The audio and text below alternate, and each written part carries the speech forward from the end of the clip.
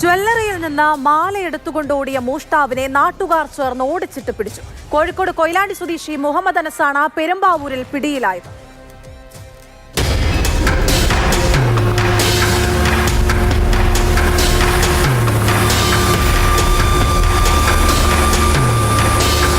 പെരുമ്പാവൂർ സ്വകാര്യ bus stand പരിസരത്ത് പ്രവർത്തിക്കുന്ന ജ്വല്ലറിയിൽ നിന്ന് പുതിയ മാല വാങ്ങാനെന്ന് പറഞ്ഞായിരുന്നു കൊയിലാണ്ടി സ്വദേശിയെ മുഹമ്മദ് അനസ് എത്തിയത്. ജ്വല്ലറി ഉടമ നൽകിയ മാല ഫോട്ടോ എടുക്കാനെന്ന വ്യാജേന താഴേക്കിട്ട ശേഷം തന്റെ കൈവശമുണ്ടായിരുന്ന മറ്റൊരു മാല പകരം നൽകി.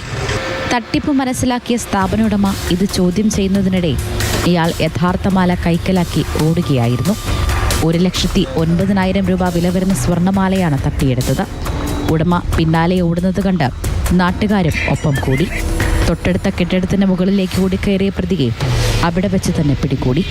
സ്ഥാപന ഉടമ നൽകിയ പരാതിയുടെ അടിസ്ഥാനത്തിൽ കേസെടുത്ത പെരുമ്പാവൂർ പോലീസ് മുഹമ്മദ് അനസിനെ അറസ്റ്റ് ചെയ്തു.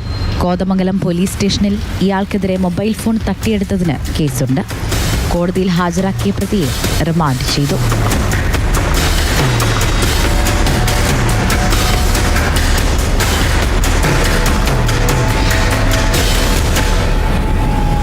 മാതൃഭൂമി ന്യൂസ്, കൊച്ചി.